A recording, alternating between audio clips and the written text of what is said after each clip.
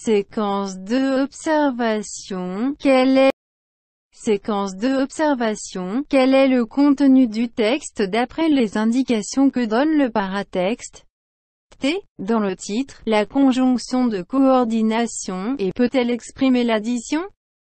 À quel temps et à quel mode les verbes sont-ils conjugués? Justifiez leur emploi. Par quoi pouvez-vous remplacer ce pronom indéfini dans chaque paragraphe? Relevez les articulateurs. Quelle est la structure de ce texte? Dans le premier paragraphe, remplacez toutefois et finalement par des mots équivalents. Expliquez l'idée de consommation moyenne. Expliquez l'inversion du sujet dans la dernière phrase du deuxième paragraphe. Qu'introduisent les deux points, émoticône souriant, dans le dernier paragraphe? Relevez les phrases contenant explicitement la cause ou la conséquence. Réécrivez-les de manière à obtenir une conséquence à la place de la cause et vice-versa. Quelles solutions sont données explicitement dans le texte pour régler le problème de l'insuffisance d'eau douce? Quelles sont les solutions que vous pouvez déduire à partir d'éléments du texte? Trouvez un titre à chaque paragraphe du texte. Quelle est la visée du texte? IIMZEMM. Votre petit frère gaspille l'eau par ignorance.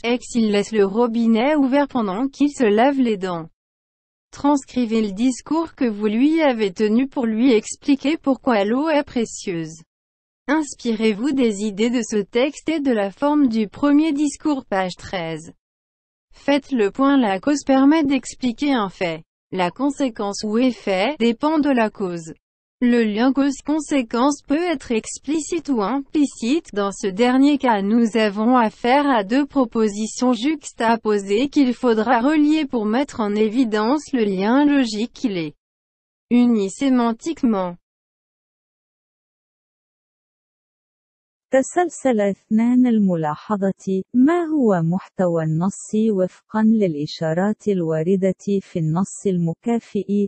هل يمكن لعطف التنسيق واو التعبير عن الإضافة في العنوان في أي زمن وفي أي أوضاع يتم تصريف الأفعال برر استخدامها؟ بماذا يمكنك استبدال هذا الضمير غير المحدد في كل فقرة؟ ارفع المفصلات. ما هي بنية هذا النص؟ في الفقرة الأولى يستعاض عن غير وأخيرا بكلمات مكافئة. شرح فكرة متوسط الاستهلاك.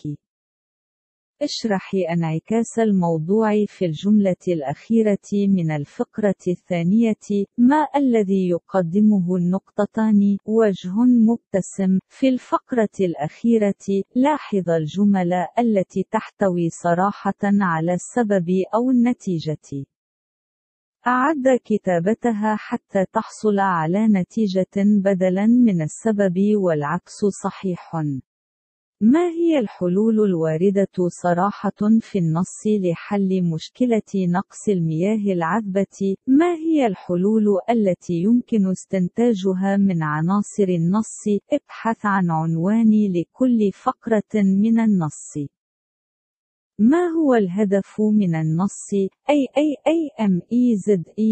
يهدر أخوك الصغير الماء بسبب الجهل. على سبيل المثال، يترك الصنبور وهو ينظف أسنانه. قم بنسخ الخطاب الذي ألقيته له موضحا سبب قيمة الماء.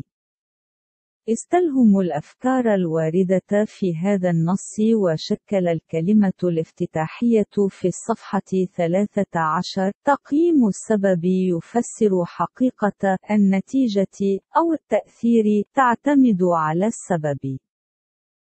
يمكن أن يكون ارتباط السبب والنتيجة صريحاً أو ضمنياً. في الحالة الأخيرة، نتعامل مع افتراضين متجاورين يجب أن يتم ربطهما لإبراز الرابط المنطقي الذي يوحدهما دلالياً.